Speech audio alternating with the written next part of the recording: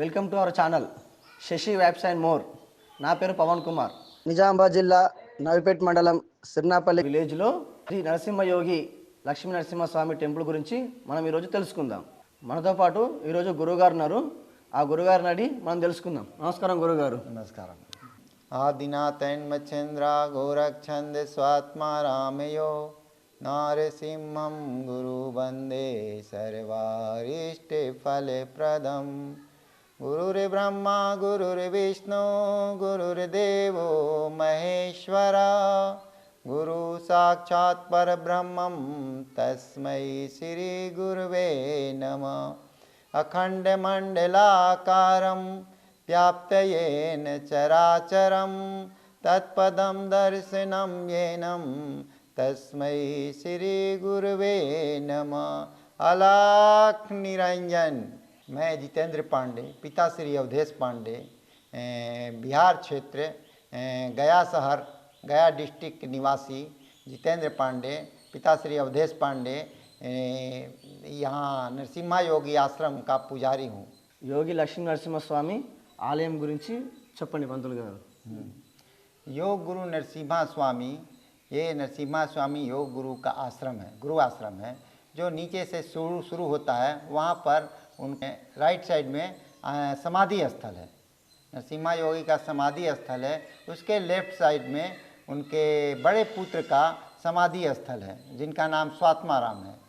बीच में श्री गणेश जी का विग्रह है, जिससे शुरुआत होता है नरसिम्हा योगी आश्रम के जाने के लिए. वहाँ से थोड़ा ऊपर चलते तो आपको थोड़ा ऊपर जाने के बाद आपको राइट साइड में दत्तात्रेय भगवान का मंदिर है. उसके बाजू में उसके राइट साइड जाते तो नाग देवता का विग्रह है. वहाँ दर्शन करने के बाद उससे थोड़ा ऊपर आने के बाद वो नरसिम्हा योगी का एक छोटा सा पुतला है, जो आंवले वृक्ष के नीचे है. उसके ठीक पीछे जस्ट आपको कॉर्नर दिखता. जितनी ऊंचाई आप नीचे से ऊपर आए उतनी गहराई उस कॉर्नर का है, जिसमें बहुत सारा पानी रहता. और बारिश के मौसम में उसका पानी निकलकर डायरेक्ट नीचे की ओर जाता. गुट्टा से नीचे की ओर उस कॉर्नर से पानी निकलकर नीचे जाता. उस कॉर्नर का दर्शन करने के बाद कॉर्नर में ही आपको वो पानी के पास में आपको एक हनुमान जी का विग्रह दिखता. पवन सुत हनुमान जी का विग्रह है. वहाँ से लोग दर्शन करने के बाद और शुद्धिकरण करने के बाद फिर लोग ऊपर की ओर आते नरसिम्हा योगी टेम्पल के पास. वहाँ थोड़ा ऊपर चढ़ते तो उनको गरुड़ जी के मूर्ति का दर्शन होता. गरुड़ जी भगवान का मूर्ति का दर्शन करने के बाद उससे जरा सा ऊपर गए तो आपको नरसिम्हा योगी आश्रम में जाने का रास्ता दिखता. उसके सीधे निकलते आप ईस्ट की ओर जाते तो छोटा गुफा से हो करके नरसिम्हा योगी का आश्रम में आता मूर्ति. वो नरसिम्हा योगी मंदिर में आते. वहाँ आने के बाद नरसिम्हा योगी का दर्शन होता. उसके बाद नरसिम्हा योगी जो हैं वो अहिलापुर के निवासी है, रहने वाले अहिलापुर के निवासी थे. उनके 3 बेटे हैं. बड़े बेटे का नाम स्वात्माराम हुआ, सेकंड बेटे का नाम केशवनाथ स्वामी है और थर्ड बेटे का नाम आदिनाथ स्वामी है. नरसिम्हा योगी के 3 बेटे और 9 बेटियां हैं. बेटियों का पूरा नाम तो हम नहीं बता सकते, जितना जानकारी था उतना.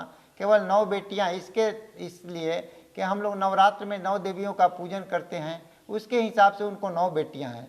और सृष्टि का संचालन करने में ब्रह्मा विष्णु महेश का हाथ है.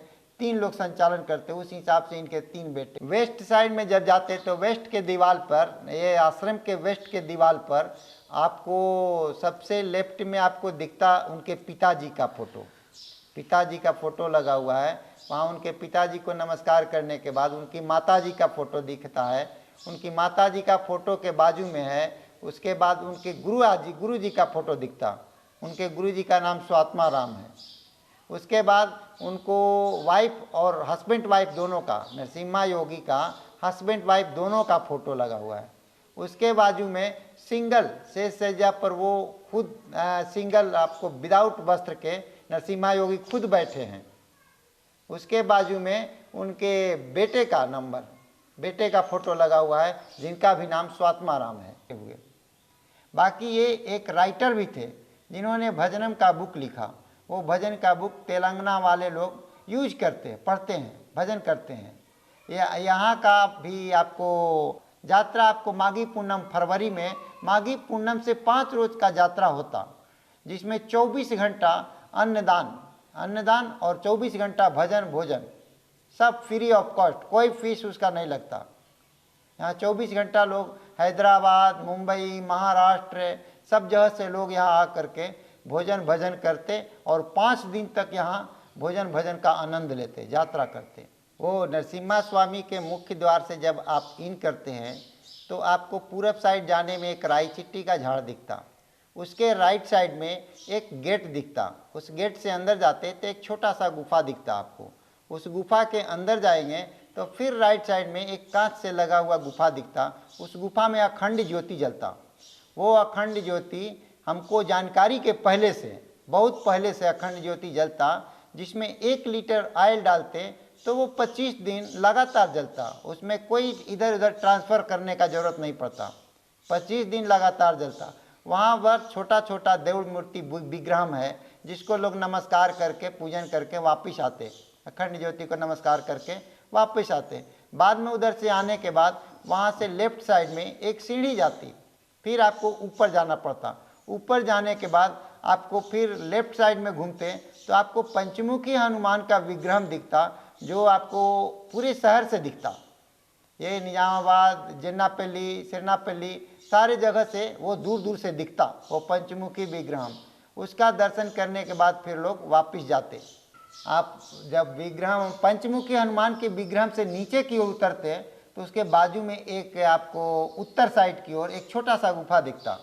उस गुफे के अंदर से घुस कर निकलते तो फिर आपको पूरब साइड घूमना पड़ता। पूरब साइड घूमने के बाद राई चिट्टी झाड़ के सट्टे से जाते आगे तो वहाँ एक पूरब साइड की ओर दरवाज़ा होता। उस गुफा में यहाँ के संचालन केशवनाथ स्वामी बैठ करके दीक्षा देते, उपदेश, गुरु का उपदेश देते। जो भक्त लोग 5 दिन तक गुरु मंत्र लेते, उनसे 5 दिन तक गुरु मंत्र लेकर वही मंत्र लोग जपते। वो दीक्षा लेने के लिए जो वो आश्रम है, दीक्षा लेने का गुरु मंत्र लेने के लिए जो गुफा है, उस गुफा का आपको लॉक जो है वो साल में एक ही बार खुलता। वो यात्रा के समय 5 दिन तक यात्रा रहता, 5 दिन तक ही मंत्र मिलता, उसके बाद वो हमेशा साल भर लॉक रहता। 5 दिन के बीच में किसी को दीक्षा मंत्र नहीं मिलता। పంతులు గారు ఇప్పుడు ఇక్కడ జాతర ఎప్పుడు జరుగుతుంది, ఎన్ని రోజులు జరుగుతుంది? ओके, वो क्या है कि ये गुरु आश्रम है और गुरु आश्रम में वैसे तो मुख्य पूजा गुरुवार को ही होता है, लेकिन इनका पर्सनली पूजा जो है गुरुवार को नहीं हो करके फिर यात्रा होता और वो यात्रा माघी पूनम से स्टार्ट होता। माघी पूनम से 5 दिन तक 5 डेज तक यात्रा चलता। वो 24 घंटे चलता, 24 घंटे दिन रात भोजन और भजन का फ्री ऑफ कॉस्ट, कोई फीस नहीं लगता, एकदम फ्री में भोजन कीजिए और भजन कीजिए। 24 घंटा भजन करता। एक तरीके का समझिए कि अन्नदानम का संकल्प, ये प्रभु का अन्नदान का संकल्प है। जितना लोग आए भोजन करे और भजन करे, भगवान के तरफ भेजने का एक मार्गदर्शन प्रभु का हिसाब से, जिसमें लोगों को ये नहीं लगे कि हमको कुछ फीस देकर प्रभु से मिलना पड़ता। ऐसा कुछ नहीं है, भोजन फ्री है, आप भोजन कीजिए और 24 घंटा भजन में लगे रहिए। माघी पूनम से स्टार्ट होकर के 5 दिन का होता, 5 दिन तक लोग भजन भोजन करता। बाद में लास्ट में ये दरवाज़ा खुलता, इसमें लॉक रहता 5 दिन, इधर से कोई क्रॉस नहीं करता। उसके बाद सबसे पहले ये स्वामी इधर के निकलते, फर्स्ट स्वामी आगे आगे निकलते, पीछे से सारे पब्लिक लोग निकलते। उसके बाद एक बार प्रदक्षिणा होता, इधर पूरे मंदिर का लोग प्रदक्षिणा कर करके लास्ट में नमस्कार करके प्रभु का बाहर निकलते। 5 दिन के बाद वो यात्रा 5 दिन में ख़त्म होता। वो क्या है ना, हर संस्थान में अपना अपना तरीका रहता प्रभु को नमस्कार करने का। तो हम लोग नमस्कार ऐसा करते, मुस्लिम लोग ऐसा करते, और ये तेलंगाना के लोग गुरु महाराज को दोनों हाथ उठा करके कि प्रभु जी हमारे पास कुछ नहीं है, हम खाली हाथ आए हैं, इसीलिए हम अलख निरंजन बोल करके नमस्कार करते। ये लोग ऐसा दोनों हाथ उठाकर अलख बोलते।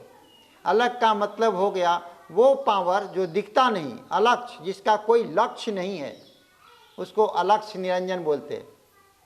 तो इसीलिए और उसका बोलने से वो धीरे धीरे उसका भाषा बदल जाता, अलग से हो जाता, अलग बोल देता लोग, इसलिए डायरेक्ट लोग बोलता अलग निरंजन। ధన్యవాదాలు గురుగారు, మాకు సమాచారం ఇచ్చినందుకు ధన్యవాదములు। చూశారు కదా, మరొక స్పెషల్ స్టోరీలో మళ్ళీ కలుద్దాం.